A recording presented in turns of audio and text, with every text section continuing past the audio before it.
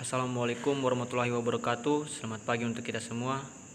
Kami dari kelompok 1 akan menjelaskan materi kami yang berjudul Ketahanan Nasional Berlapis. Sebelum itu, saya akan mewakili teman-teman saya untuk memperkenalkan diri.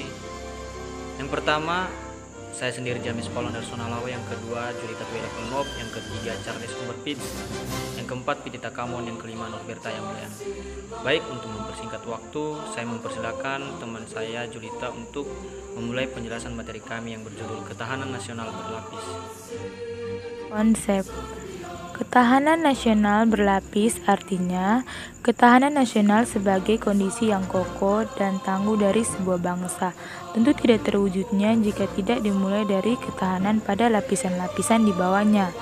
Terbentuknya negara Indonesia dilatar belakangi oleh perjuangan seluruh bangsa. Sudah sejak lama Indonesia menjadi incaran bangsa, negara atau bangsa dan karena potensinya yang besar dilihat dari wilayahnya yang luas dengan kekayaan alam yang banyak. Kenyataannya, ancaman datang tidak hanya dari luar, juga dari dalam. Terbukti setelah perjuangan bangsa tercapai dengan terbentuknya NKRI, ancaman dan gangguan dari dalam juga timbul, dari yang bersifat kegiatan fisik sampai yang ideologis. Meski demikian, bangsa Indonesia memang satu komitmen bersama untuk tegaknya negara kesatuan Indonesia. Dorongan kesadaran bangsa yang dipengaruhi kondisi dan letak geografis dengan dihadapkan pada lingkungan dunia yang serba berubah akan memberikan motivasi dalam menciptakan suasana damai.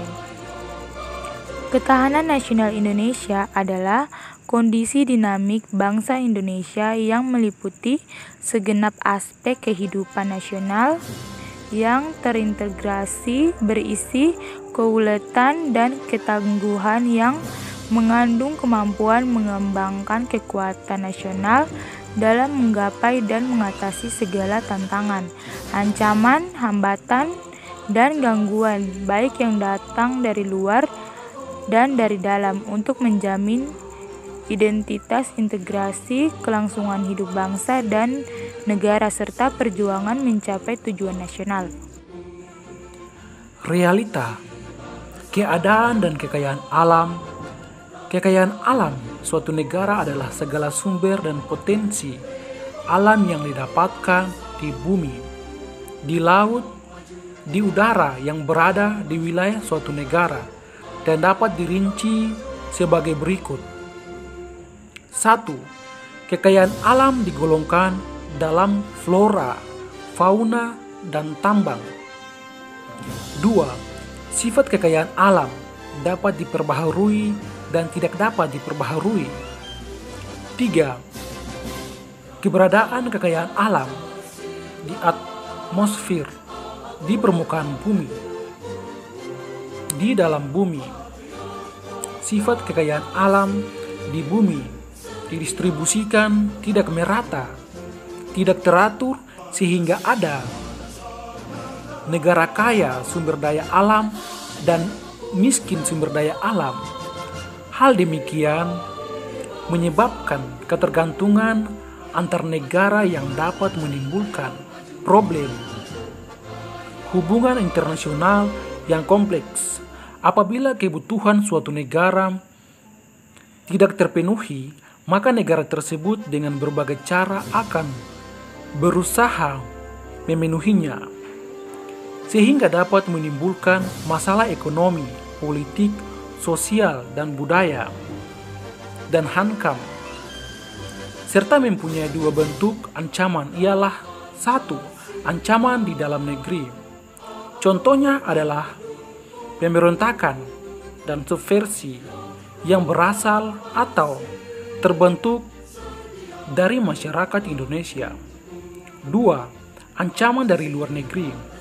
Contohnya adalah infiltrasi, subversi, dan intervensi dari kekuatan kolonialisme dan imperialisme, serta invasi dari darat, udara, dan laut oleh musuh dari luar negeri.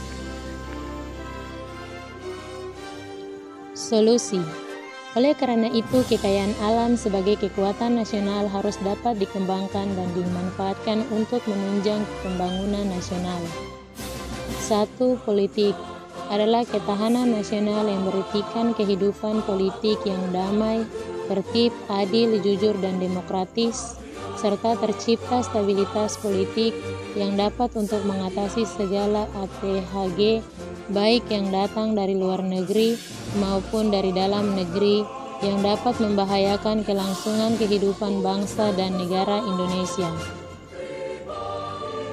Politik pertahanan negara dilaksanakan dengan dua cara, yaitu pertama, memelihara stabilitas nasional yang dinamis, meningkatkan ketahanan nasional, serta membangun suatu kemampuan dan kekuatan pertahanan negara yang selaras dengan tuntutan, kebutuhan, dan kemampuan negara. 2. Geografi. Geostrategi diartikan sebagai metode atau aturan-aturan untuk mewujudkan cita-cita dan tujuan melalui proses pembangunan yang memberikan arahan tentang bagaimana membuat strategi pembangunan dan keputusan yang terukur dan terimajinasi guna mewujudkan masa depan yang lebih baik, lebih aman, dan bermartabat. 3. Ekonomi. Ketahanan ekonomi adalah kondisi dinamik kehidupan perekonomian bangsa yang berisi kelautan dan ketahanan yang mengandung kemampuan dalam mengembangkan kelautan nasional, dalam menghadapi serta mengatasi segala ancaman, rintangan, gangguan, hambatan, dan serta tantangan yang berasal dari luar negeri dan dari dalam negeri secara langsung maupun tidak langsung, untuk menjamin kelangsungan hidup perekonomian bangsa dan negara Republik Indonesia yang berdasarkan kepada Pancasila dan Undang-Undang Dasar 1945. Salah satu upaya dalam meningkatkan ketahanan ekonomi dengan menggerakkan roda ekonomi melalui ekonomi kreatif, yakni sebuah konsep ekonomi di era ekonomi baru yang mengidentifikkan informasi, kreativitas dengan menciptakan ide dan gagasan yang bisa dikembangkan guna meningkatkan perekonomian. 4. Ketahanan di bidang sosial. Ketahanan di bidang sosial budaya diartikan sebagai kondisi dinamik yang berisi keuletan dan ketangguhan yang mengandung kemampuan mengembangkan kekuatan nasional di dalam menghadapi dan mengatasi segala ancaman, gangguan, hambatan, dan tantangan baik yang datang dari dalam maupun dari luar, yang langsung maupun tidak langsung membahayakan kelangsungan kehidupan sosial budaya bangsa dan negara Republik Indonesia yang berdasarkan Pancasila dan Undang-Undang Dasar tahun 1945. Penduduk dan asas-asas.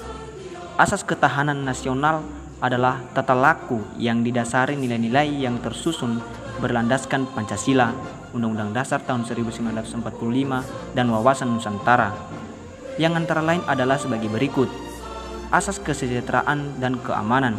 Asas ini merupakan kebutuhan yang sangat mendasar dan wajib dipenuhi bagi individu maupun masyarakat atau kelompok.